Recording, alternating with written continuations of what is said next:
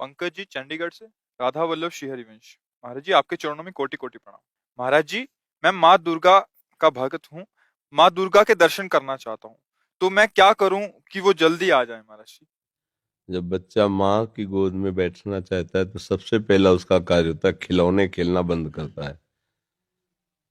माँ उसके पास खिलौने भेजती है।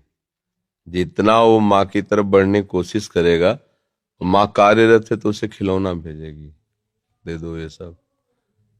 वो अगर उन खिलौने से ना खेले, रोए, तो फिर घर के किसी सदस्य को प्रेरणा करती है, बिटिया उठा ले गोद में थोड़ी देर। वो उससे भी चुप ना हो, तब फिर वो दौड़ के आ जाती है। भाव, पहले हमको इन भोगों का त्याग करना होगा जिन भोगों में हम खेल रहे हैं। फिर हमारी अनुकूल मांगे हमारे सामने आएंगी, मां से ना मिलने के लिए बाधा बनकर। हम उन मांगों को भी जो सोचा था, चाहा था, वो मिले, पर हम उसे स्वीकार न करें और रोते ही रहें, तो फिर मां नहीं रुक सकती। वो तो वात्सल्य में कुपुत्रो जायते क्वचिदपि कुमाता अनुभव।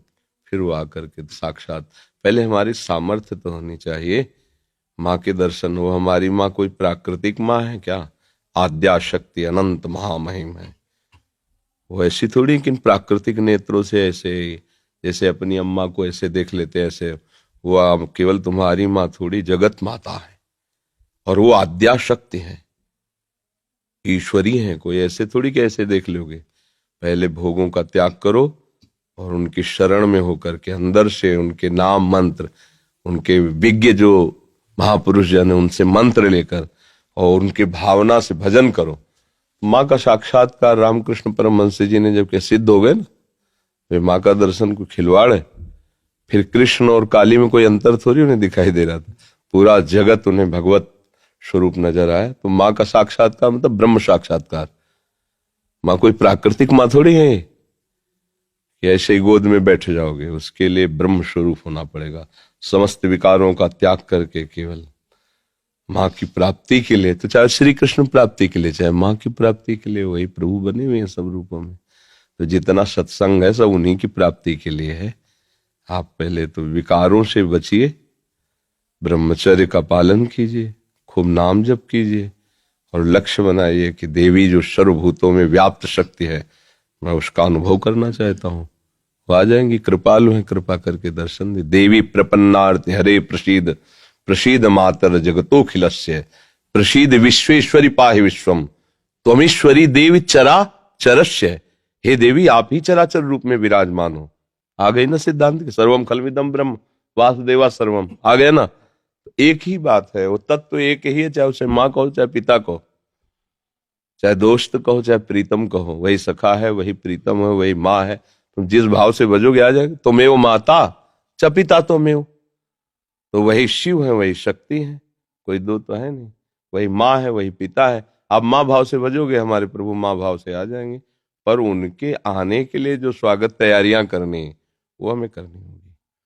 हमारे हृदय में जो अभी कूड़ा करकट वासनाएं हैं ये हटानी पड़ेगी। खूब नाम जप करे और भाव से चले तो तुम्हारी बुद्धि में ही प्रकाशित हो जाएंगी। या देवी सर्वभूतेषु बुद्धि रूपेण संस्थिता नमस्तस्यै नमस्तस्यै नमस्तस्यै नमो नमः। विराजमान हो जाएंगे बुद्धि में। देख मैं आ गई। उनके प्रचंड तेज को कोई सह सके नहीं। जब तक भजन के द्वारा अंतःकरण निर्मल, उनके प्रचंड तेज को सह सकते हो।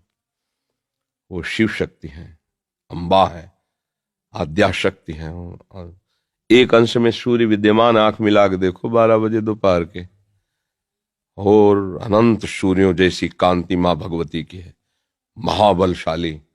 त्रिभुवन में कोई पैदा नहीं हुआ कि अपने रूप स्वरूप में आ जाए, उनसे आंख मिला ले कोई। भगवान शंकर भी चरणों में लौट गए नहीं लौट गए।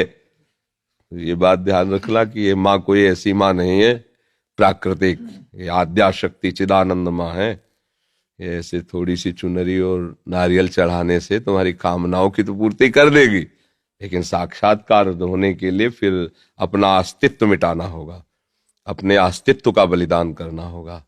अस्तित्व का बलिदान, पूर्ण समर्पण और उन्हीं का केवल चिंतन, आ जाएंगी। क्योंकि वही है, दूसरा कोई है नहीं हमारी दृष्टि में।